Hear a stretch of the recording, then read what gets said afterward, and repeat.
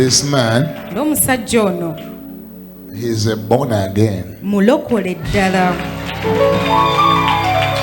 He is not only born again, Si mulokole kyokka, but spirit filled. naye yajjula n'omwoyo. He is not only spirit filled, Teyajjula mwoyo kyokka, he is tongue speaking. ayogera ne mu nnimi.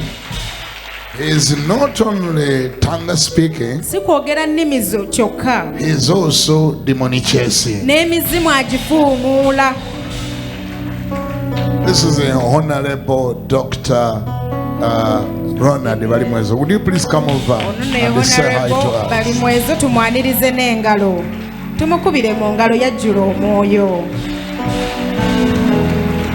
Balimwezo ngenda kujja ku kifo kyo bwa Lord Mayor. I am coming in as a Lord Mayor of this city. Ndi engineer. I am an engineer. Ata wange. My father Yawala okunteekako anointing. already anointed me Ey'okutwala ekibuga. for taking the city. Siba wano nga sikuja mukisa. I received the blessing.